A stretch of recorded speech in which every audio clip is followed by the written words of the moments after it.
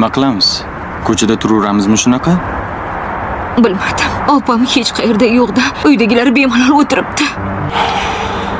Barno nima deganing bu?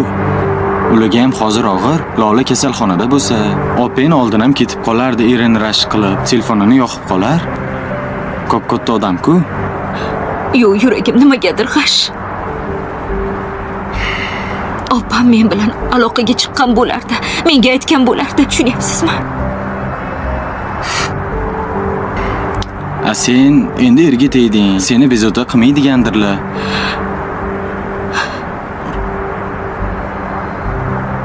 Ne bunaqa xavotir olasan? Vohima qilmagin, sal o'zingni bosgin, Barno. Yuragim g'ash deyapman-ku sizga. Nimadir bo'lgan bo'lsa-chi? Ko'chada mashina urib ketganmikan?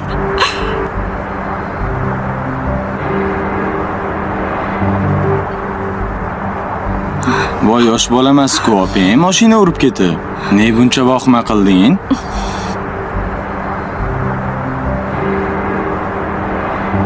Balkim uyga borgandir. Unda sen hozir hovliga bor.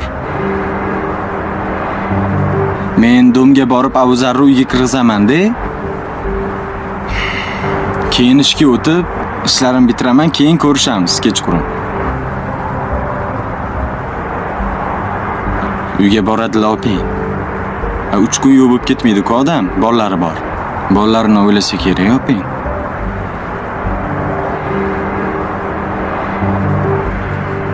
Xavotir olyapman. Menga qara. Xavotir olma. Niyati to'g'ri qil. Xo'p. Jan opa uyga boradi. Jahldan tushib qolgandir 3 kun ichida. Yur, men seni taksiga o'tkazib yuboraman, ketdik.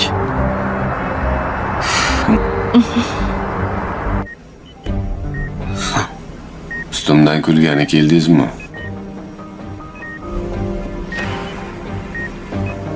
Men sen emasman. Ustingdan kuladigan. Agar inson bolasini it tishlasa, inson borib it tishlamaydi. Sen laycha, zotsiz, quturgan itsan-ku. Senga yaratgan gunohlarini yuvishga,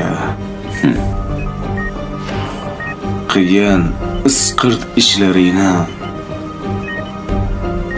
to'g'rilashga imkoniyat berganida, shuni ham pullading. Bilasanmi, sen hattoki itamas ekansan. Ularga ham hozir og'ir. Lola kasalxonada bo'lsa, opang oldin ham ketib qolardi, erini rashk qilib, telefonini yoqib qolar. Ko'p-katta odam-ku. Yo'q, yuragim nimagadir g'ash. Opam men bilan aloqaga chiqqan bo'lardi. Menga aytgan bo'lardi, tushunyapsizmi? Sen endi erga tegding. Seni bezovta qilmaydigandirlar.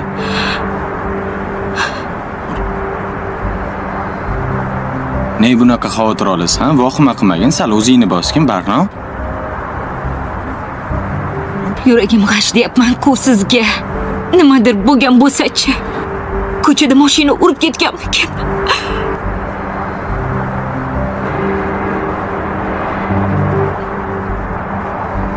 Voy yosh bolamas-ku, opang mashina urib ketib. Ne buncha vohima qilding?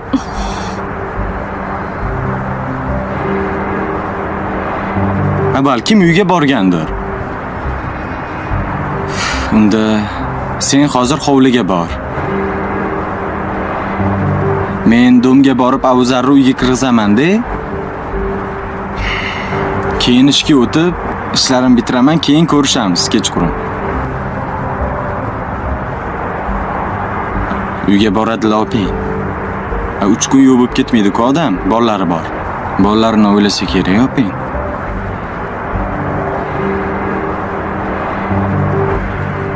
Xavotir olyapman. Menga qara. Xavotir olma. Niyati to'g'ri qil. Xo'p. Jan opa uyga boradi. Jahldan tushib qolgandir 3 kun ichida. Yur, men seni taksiga o'tkazib yuboraman, ketdik. Orif nihoyat haqiqatni aytaman deb og'iz juftlaganida Barnoning unga bergan javobi nafaqat uning o'zini, balki butun serial muxlislarini karaxt qilib qo'ydi. Orif bu safar kechirim so'rab emas, balki o'zining navbatdagi qabrini qazib kelganini nahotki tushunmasa. 110-qismga kelib, Rangsiz gullar dramasidagi qahramonlarimiz shunchalik chalkashib ketishdiki, hatto eng mantiqli tomoshabin ham to'xtang, bu yerda kim kimni aldayapti deb so'rashga majbur bo'lmoqda.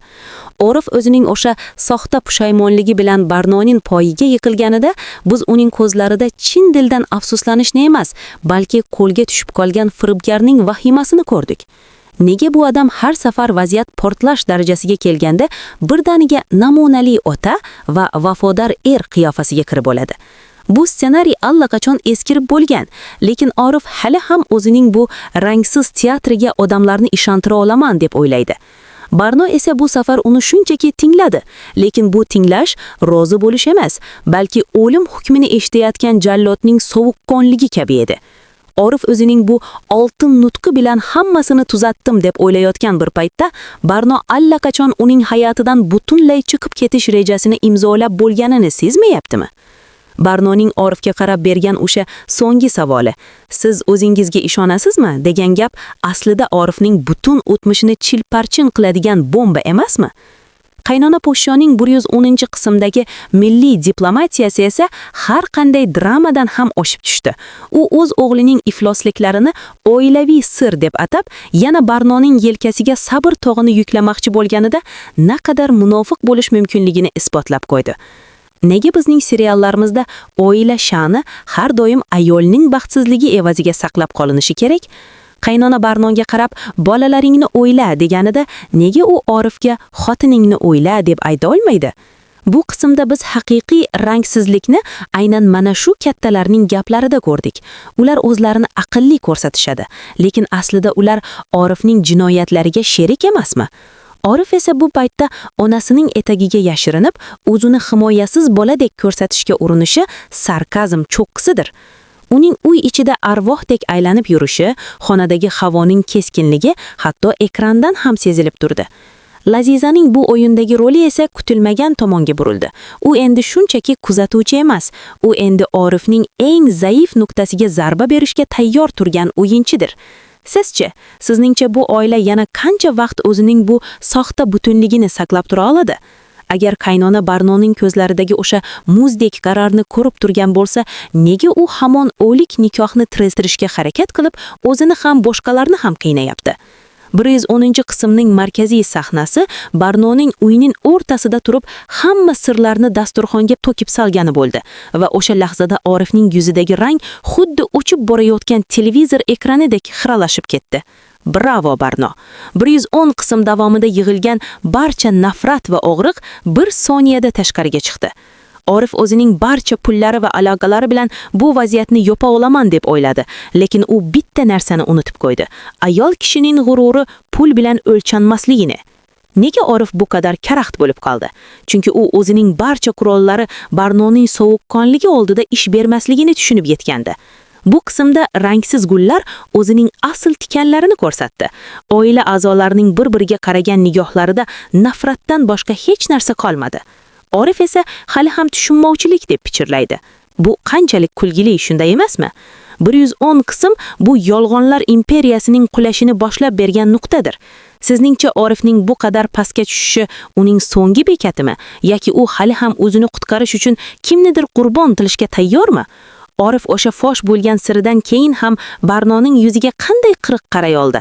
U haqiqatdan insonmi yoki shunchaki vijdonini sotib yuborgan robotmi? 110-qismning finali bizni shunday nuqtada qoldirdiki, endi 111-qismni kutish haqiqiy asablar jangiga aylanadi. Barnom uyni tark etish uchun chamadonini yig'madi. U boshqacha narsa qildi. U Orifni o'z uyida, o'z yolg'onlari ichida yolg'iz qoldirdi.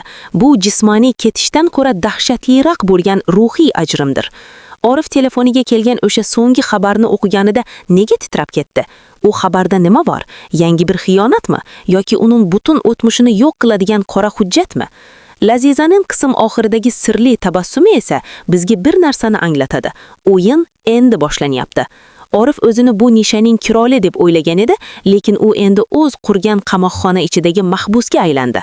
110 qism rangsiz gullarning eng og'ir, lekin eng rostgo'y qismi bo'ldi. Endi hech narsa avvalgidek bo'lmaydi. Orif o'zining navbatdagi milliy yolg'onini to'qiguncha, Barno allaqachon o'zining rangli hayoti tomonga birinchi qadamni tashlab bo'lgan. Sizchi, sizningcha Barno haqiqatdan ham hammasiga nuqta qo'ydimi yoki u hali ham Orifning navbatdagi tuzog'iga tushib qolishi mumkinmi? Orif xonaning o'rtasida yolg'iz qolib, o'sha sirli xabarga javob yozishga tayyorlanarkan, u o'zining so'nggi imkoniyatini ham boy berganini nahotki sezmayaptimi?